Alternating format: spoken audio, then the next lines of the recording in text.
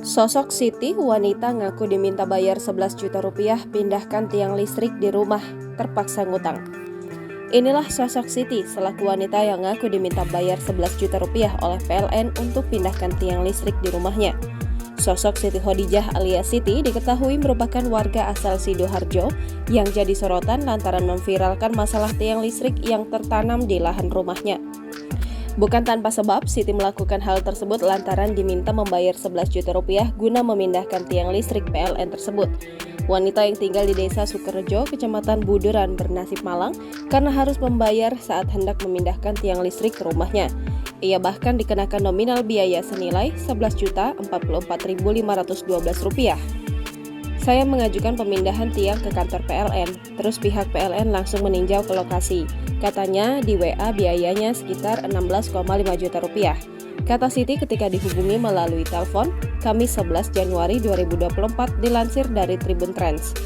Mengetahui hal tersebut, Siti berusaha kembali menghubungi petugas PLN lantaran merasa keberatan dengan tanggapan yang dibebankan. Akan tetapi pihak perusahaan tetap tidak menurunkan biaya. Tak disangka, Siti mendapat surat dari PLN dengan biaya baru yakni sekitar 11 juta rupiah. Namun Siti tetap merasa keberatan sehingga kembali mengajukan keringanan tanggungan pemindahan tiangnya. Pihak PLN pun kembali mengajak bertemu pelanggannya tersebut di sebuah tempat pada Desember 2023. Saat itu perusahaan kembali menaikkan biaya menjadi 8 juta rupiah dengan alasan salah perhitungan. Lebih lanjut, Siti mengaku berniat memindahkan tiang listrik tersebut karena mengganggu usahanya sebagai pengepul rongsokan. Mobil pengangkut kerap kesulitan masuk ke terasnya. Di sisi lain, Siti sendiri merasa sangat keberatan dengan biaya yang dibebankan tersebut. Dia berharap agar pihak PLN menurunkan harga tanggungan pemindahan tiang itu. Sementara itu, manajer PT PLN Unit Pelaksana Pelayanan Pelanggan Sidoarjo, Miftahul Farki Faris, membenarkan penarikan biaya untuk pemindahan tiang listrik di teras warga.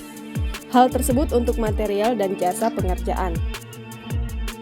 Download Tribun X sekarang, menghadirkan lokal menjadi Indonesia.